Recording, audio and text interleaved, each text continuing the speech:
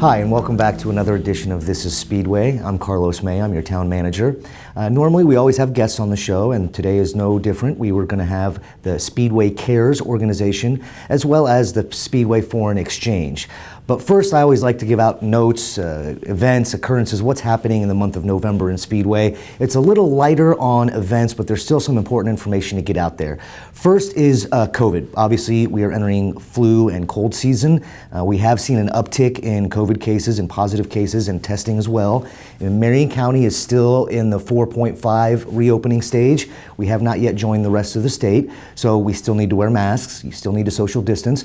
Obviously, please wash your hands. Just the simple stuff that really is going to make sure that we can limit the spread, especially as we enter this cold and flu season. So just limit your exposure to large groups, maintain that social distancing, please wear your masks, and we here in Speedway follow what Marion County does. So I will obviously let you guys know if there's any changes in the Marion County reopening phase. Next up is board and commission applications. So every year around this time, we request that people, citizens, residents that are interested in serving on any of the Speedway boards or commissions, please contact us. You can submit an application, write a letter, let us know that you are interested. Kelly Turner, our communications director, is happy. You can email all of that information to her. You could send it to me as well. What we then do is we compile that information, take it to the council, and then they end up selecting and nominating those individuals to serve for the next term on the boards and commissions. This is a great way to really help the community out, to stay involved, and quite frankly, to learn about what's going on within Speedway if you have not yet understood kind of the backroom dealings of the Cable Commission, for example, or the Speedway Redevelopment Commission. All these groups have a huge impact on Speedway and the residents. If you have any questions, though, please contact Kelly Turner at kturner@speedwayin.gov. Next up, obviously, is Election Day. So for those of you that watch this at the beginning of the month, this information is relevant. For those of you that are watching it towards the end of the month, Election Day has now passed. Election Day is November 3rd. There are two locations within Speedway where you can vote. You can vote at the Speedway Town Hall or at the Speedway High School. Now keep in mind, Marion County has changed the rules where you no longer need to vote within the precinct where you are located. So what that means is if you work on the north side of Indianapolis, for example, and you decide you want to vote there, you can. You can vote at any voting center throughout Marion County, and you will get the correct ballot, and it will be counted for your location. But if you're going to be in Speedway, Town Hall, as well as the high school. Now also the trash information here. So on Election Day, obviously, town offices are closed, so there will be no yard waste pickup, but trash and recycling will continue on their normal schedules. So again, no yard waste pickup, but the other stuff is still going on, same as always. When you are voting in person, please remember to bring your ID. Without an ID, at best you can do a provisional ballot. At worst, they will not let you vote. So just please remember to bring your ID. As I already mentioned, we're still within Marion County, so you need masks and you need a social distance. But that's it on Election Day, so please get out and vote. Finally, we've got coming up, not finally, sorry, there's two other items. Thanksgiving coming up, obviously, is November 26th and 27th, a Thursday and Friday. So again, with trash on those particular days. So there will be no trash or yard waste pickup on Thanksgiving Day itself, which is the 26th. Now, those who normally have their pickup on Thursday will have trash service only, but no yard waste pickup, and this will happen the very next day on Friday the 27th. So to recap that, no yard waste and no trash on Thanksgiving Day. If your normal day is Thursday, it will get picked up on Friday.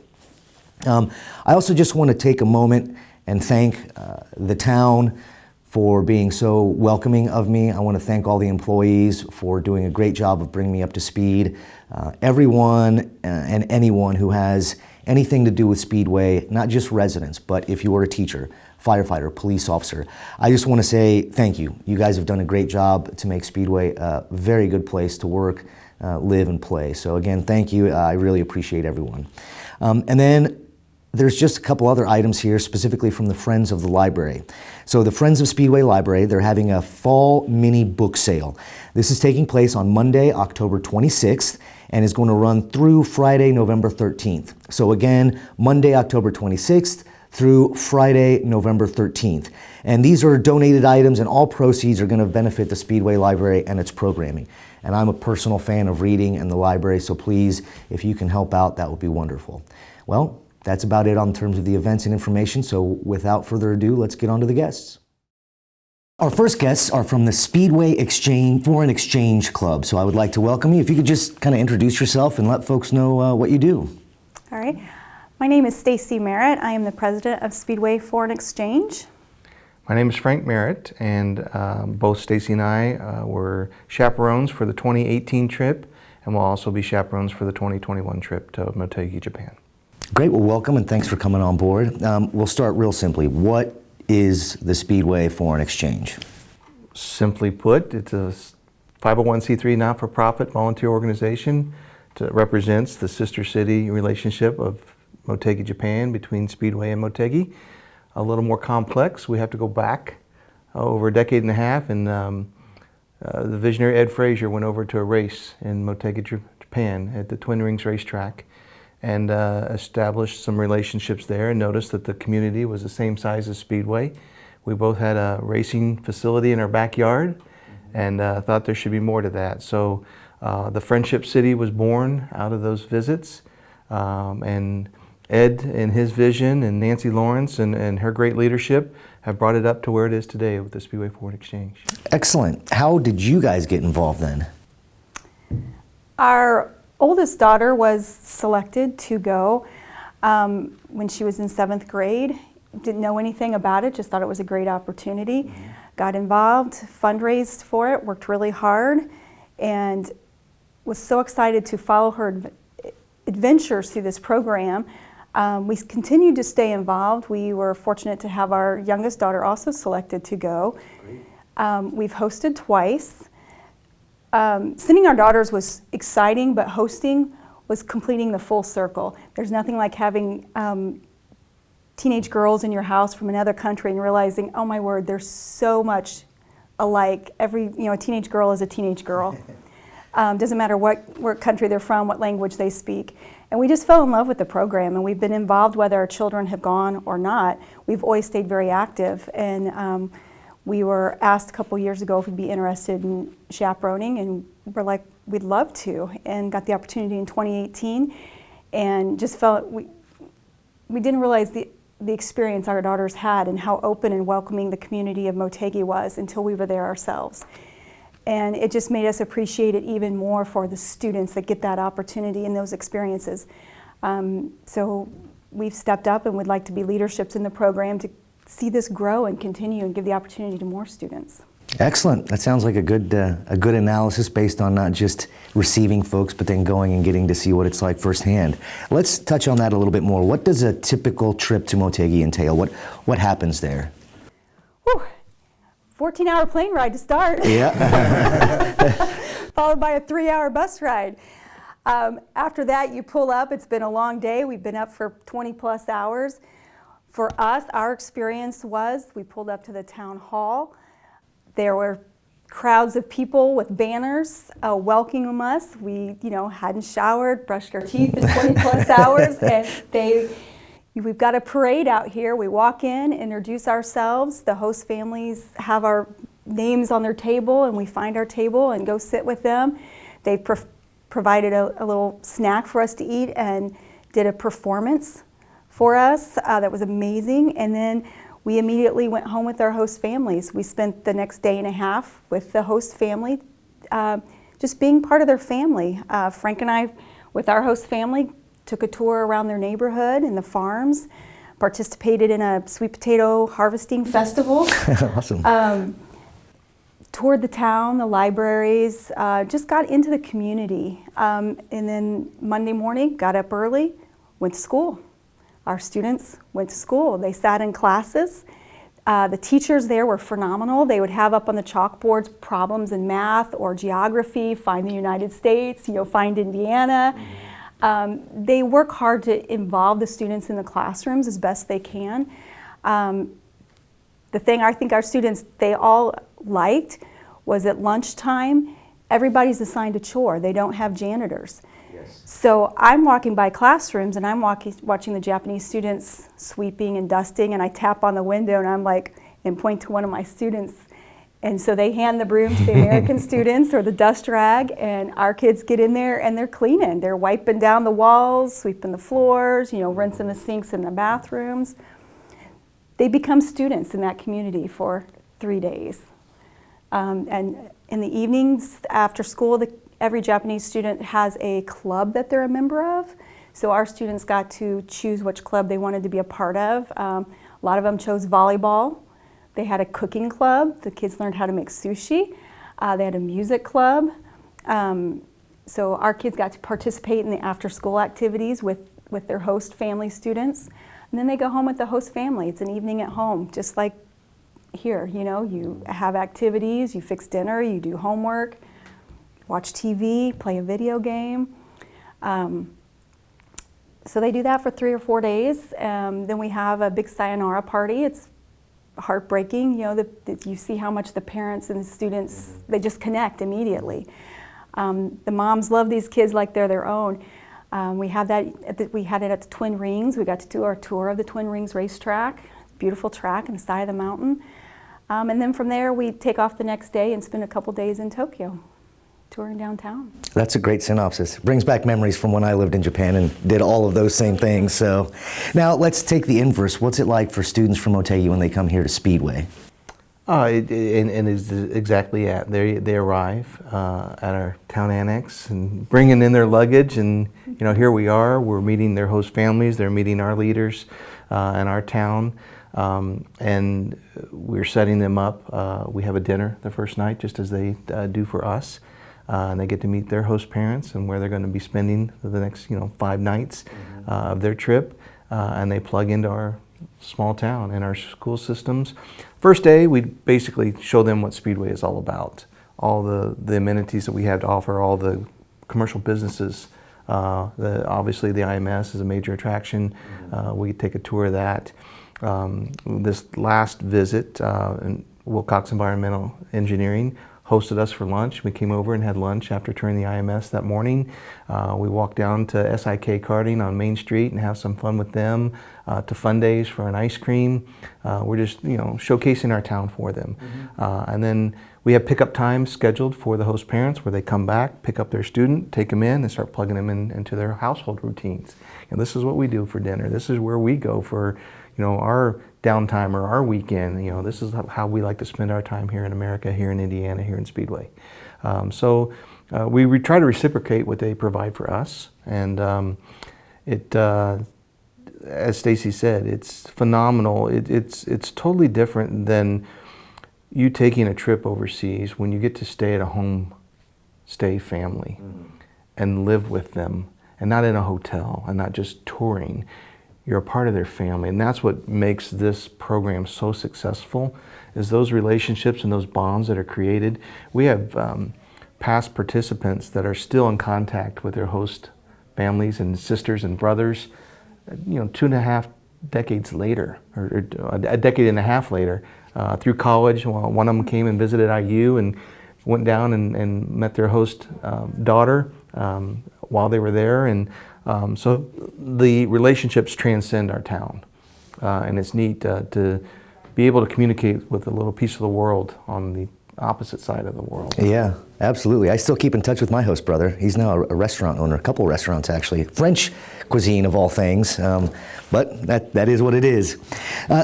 How obviously this year, 2020, has been crazy from start to finish. How has this year impacted the visits between the students? Has that even happened, I guess? No, we were actually scheduled to go this past fall break. In March, we're kind of like, what's this going to be like? So everyone was in a hurry up and wait. We just didn't know what was going to happen. Finally, by early May, we kind of made the decision, because we're like, can we do this or can we not? We've got to get airline tickets, start working with the travel agency. We need to kind of get a direction. And we also had to listen to what the United States government was saying as far as traveling, and also the Japanese government, what they were going to allow. And it just came down to neither party felt like it was safe at that time. We just didn't know enough to make that decision. So we canceled this year, and we had already gone through our selection process, so we already had our kids lined up. So what we've got going on for next year, they were scheduled to come here in 2021. We're going to keep that. They'll come here in August in 2021, and then when we in return will go for our fall break in October 2021. that's where we sit right now. Currently, Japan has a 2-week quarantine for anybody coming in from overseas, so we need that to be removed before we can think about traveling there. So that's kind of where we're sitting right now. It was a telltale sign when they canceled the Olympics that were going to happen in Tokyo this year. So we kind of, after that decision, we felt that it was best that we postpone. But we had kept in contact with the school board there in Motegi, Japan. So we were communicating at least once or twice a week, just how are things there? Yeah. This is the situation here. Now, were the kids that were pre-selected to go this year, is that the same group that's going to go next year, or are we going to double up, since obviously now next year students might not get a chance? What's the logistics look like there? The plan is, we had a meeting with the group, let them know what was going on. Those that are selected will still be eligible to go to 2021 unless there's any behavior or school issues or things like that, obviously. If anyone did not feel comfortable or safe, we put that back on them. If you now don't feel comfortable going, or don't feel like this is for you now, let us know and we'll make adjustments accordingly. But no, those students that were selected are still scheduled to go. I think it's worth adding too, you asked what a trip to Motegi is like. We started off with that airplane ride, but there's so much that happens prior to that. The selection process, the kids writing an essay, sitting down for an interview. They work hard to get selected into this program. It is random. We had the Japanese American Society of Indianapolis come in and help panel with us. In the past, we've had state representatives and city councilor members sit on our panel, and we try to make it as anonymous as possible so that the true selection process is what those kids bring to the table. Mm-hmm. And when they work hard and are selected for that program, it's hard to take it away from them. Absolutely. And we had the last trip we had a great bunch. You get to bond with them. They're your kids for a week, and there's a lot of preparation that goes in prior to that plane ride. We take language lessons. We do team building exercises, because you don't want to just jump on a 14-hour flight with a small teenager that you don't know. Mm-hmm. So we get to know these kids prior to the trip. And then there's fundraising that has to go on. We have to raise $50,000 every year we take a trip over there. And that's quite a task in a year for these children. So they work hard. It's not done on the taxpayers of Speedway. It is fundraising, and these kids do a great job. And their families are providing the funds and opportunities to raise those monies to head over there. That's excellent. Let's kind of take a step back, and just generally speaking, what can people do to get involved, to help, basically to do something for you? Can you just describe a few items that folks can do? I would encourage everyone to join, if you're on Facebook, join Speedway Motegi Friendship. There we'll list any fundraising opportunities that we have going on or may have going on. It also gives you an opportunity to follow the students as their trip, the preparation. We try to take a lot of pictures at the fundraising activities. We try to take a lot of pictures of the team building activities, so you kind of get to know the students as well. But that's where we'll post anything that we're doing fundraising wise, whether it's a dine and donate, come join us at this restaurant on this night and help support us. A couple of the things we've done in the past, we've had garage sales, we've did a Schwann's, asked people to join our group in Schwann's and order through Schwann's for a month, and we receive funds back from that. Or just to reach out if they'd like to make a donation. We can set that up to where they can make a donation. We did a GoFundMe for the group last year, and we'll set that up again as well, so that family members that don't live in the immediate area can then easily donate to their relatives' trip. So that's the best place to go to find out where you want to, how you can help us. Or you can just reach out to Frank and I as well. Perfect. Now, you mentioned donations, so just quickly, at the very beginning you said you are a 501c3, so that just so the audience understands, if you make a donation to the group, that's a tax deduction for you. So please just be aware of that. Some folks are thinking, well, dollars are tight now because of 2020 and COVID, but any amount helps, obviously.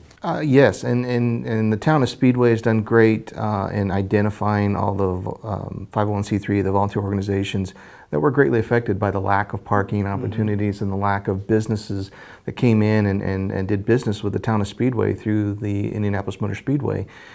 So we're looking to step up our game over the next year, and can definitely use the support of our community in making this trip happen. Perfect. Well, Is there any final comments that you would like the residents of Speedway to know about either of you or the Exchange Club? I think one thing that is interesting to point out is, the town of Motegi is about 10,500, or excuse me, 12,500 individuals, about the size of Speedway. But also, the city of Indianapolis has a sister city agreement as a state with the Motegi Prefecture, which is the state that Motegi sits in as well. So we have, the Tochigi Prefecture, and we have kind of upped the game. They have a sister city agreement. We have a sister city agreement with exchanging of students. And it's so neat that I think there's opportunities yet to be had with the, not just the residents of our town being selected to go and participate in it, but with the businesses of our town that actually do business over there, Praxair, Allison's, things of that nature in Tokyo. I think there's opportunities for those businesses to really get involved and be a higher level partner with the Speedway Foreign Exchange and the opportunities that their businesses have over in the Tokyo as well. Excellent. Well, thank you both for your time coming on the show. I hope it was fun for you. And I know personally I look forward to joining you on the trip in 2021. Absolutely. Open invitation to... I plan on being there. Awesome. We'd love to have you. Great, thanks. The next group that we have on is Speedway Cares. So I'd just like you to introduce yourself and let folks know what it is that you do. Hi, I'm Robin Emerson, and I guess I'm the founder of Speedway Cares. This is our second annual coat drive to try to help people in the community stay warm this winter. Perfect. So just generally speaking, what is Speedway Cares? Speedway Cares is evolving. So we started out with the goals of providing coats, scarves, hats, and gloves. And that's morphed into blankets. We've also, for anybody who needs it, there's no prerequisites on that. We can just, if you need a coat, we give you a coat. There's no questions asked. What we're asking the community to do is dig in their closets and find old coats that they're no longer using, and gently, or wash those, and if they're gently used coats, donate those to us, and we're finding home for those to help people stay warm this winter. Excellent. Now, where did the idea come from for this?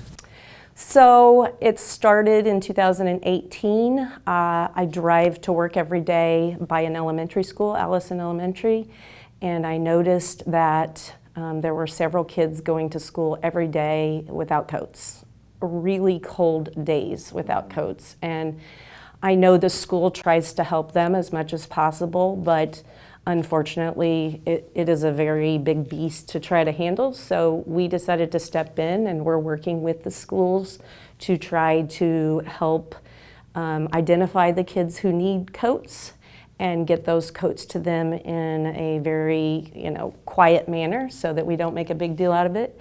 We like to, a lot of times we do porch drop-offs where we just leave the bag on their porch.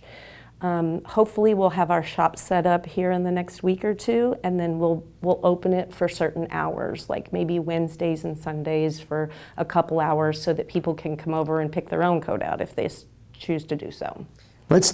Let's dig a little deeper into the coat drive. So where are you now? I mean, it started in 2018. How many coats? What was your goal? And then where are we today? So the goal was, I thought if we gave out 25 coats that first year, that was going to be great. That would be 25 kids and or adults who would be warm, otherwise they wouldn't be. And so that was the goal. I think that I handed out, once it started rolling and the coats started coming in, they were coming in and leaving as quickly as I could get them.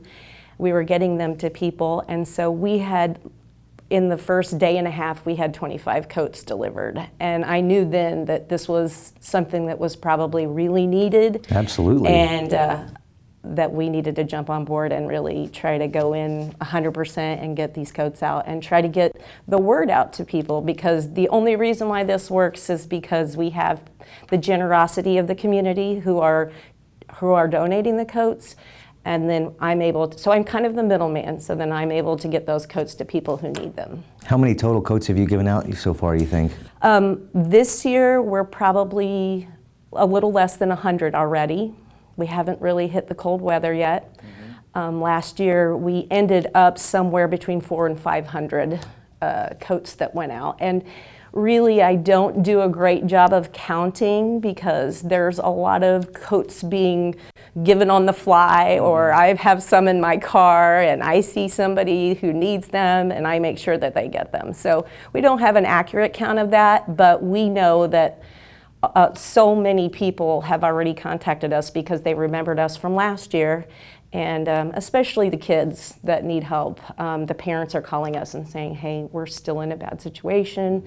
With COVID-19 hitting, I think that, and a lot of people who aren't working, I think that that's going to increase the need this year, and I think it's going to be bigger than ever. So we're just hoping that the community can really dig in and get some coats, even blankets, hats, scarves, gloves that we can forward on to those people who need them. Well, let's dive a little deeper into that. How can folks donate? Well, I mean, you just show up and drop a coat off or contact you? What's the process there? Yeah. It's easy. They can drop them off at any time, Monday through Friday, to the leasing office at Corporate Square West, which is at 5610 Crawfordsville Road, and Suite 100 is the leasing office. The actual coat, the suite that I have set up for the coats is located in door 20, but I'm monitoring them at door 1 so I can kind of pull them in because I'm not over there. And then we just try to get those to their destination and where they need to be, and we're just hoping that we can get greater numbers in this year so that we can get those out to people who really need them. So folks come and drop it off. Is there such a thing as they contact you, hey, I don't have a car right now, could you come pick up the coat? Is that something that you guys do or no? We have done it. With things growing so rapidly, we're having a hard time keeping up with that, so we're just hoping that people can really, since we're right here in Speedway, we're hoping that they can really just drop them off to us and bring them, but in the situation that they needed us, we would definitely figure out a way to get those coats because everybody is playing a part in this. Neighbors, friends, the community, they're all volunteering. So I have new volunteers this year. We're kind of really pumped up to make this happen. So people are really working together to, hey, I can pick that up, I can go get those coats, or I can drop those off. It's really been a community effort, and we're excited to see how this morphs into just helping people, because right now it's about coats, but wherever this leads us, last year it led us to the schools and helping the schools get, we helped with some food deliveries to some people who didn't have food. It's just connecting the volunteers with the needs. And this is kind of the place that we can do that. We have our Facebook page, which is Speedway Cares. We also have an email address, speedwaycares@gmail.com. And then they can also text at 317-809-5630. Most of the time we get text messages because people feel safe doing that. That's a safe way for them to communicate, and then that's how we get them their coats. Excellent. Well, you already gave out the contact information. You told folks kind of what it is that you need. Let me ask a final specific question, because some folks always like to understand. Are you a 501c3 nonprofit to where in this donation is tax deductible? Yes. So we were last year under one of the volunteers' companies. We were, but we are not this year. Okay. So it is only coat donations, or it can be donations of any kind that we can forward, but we don't want cash. We just really want like material things that we can. Now, eventually I would like to do that. We're not there yet. No, you'd prefer the actual item. And you know, you mentioned you started out, you wanted to give out 25. You did that in a day, and then about 400 over the course of a year. Clearly that shows that there is a need for this within the community, and especially if it's for kids in wintertime. You know, everyone likes to walk around here because it's so close, and that's part of the allure of Speedway. But yeah, when it gets cold, folks sometimes need some warmth. So. And no buses. Yep. So, you know, kids are always walking to school, and it's, you know, it's Indiana weather, it's unpredictable, so any way that we can help with them, we definitely want to do that. Excellent. Are there any final comments that you'd like to say to the community? Any final words? Just that we want volunteers. We want people to come help us. We want to tell you more what we're about and how you can help. We actually have a site, an office space set up for our site now. So we need people to man that from time to time. So anybody who feels like they want to give back, especially around the holidays, we're toying around with doing a toy drive again this year, which we did last year, and we ended up getting toys. We worked with the fire department, the police department, and we ended up getting a lot of toys and Christmas dinners out to people. And we really want to try to do that again this year. It's just key that we get volunteers so that we can, we need a lot of hands in it to make this happen. Perfect. Well, Robin, thanks for coming out and explaining what it is that you do. Thank you. Thanks for having me. Well, I want to thank the two guests that came on to explain what their organizations do, how they impact the community of Speedway. I'm particularly excited to be joining the Motegi trip next year. If some of you do not know, I lived in Japan, in Tokyo specifically, for about 6 months, and I really enjoyed my time there, and I have not yet been back since, so I look forward to it. Please help donate to both of these organizations. They're really good. And with that, we're going to wrap up the show for this month of November here in Speedway. I want to thank everyone for watching. If you have any questions, please remember you can email myself or our communications director, Kelly Turner. Ask any question you'd like, and I'd be happy to answer it on air here. So without further ado, thank you. Have a great Thanksgiving. Remember to vote, and take care. We'll see you next month.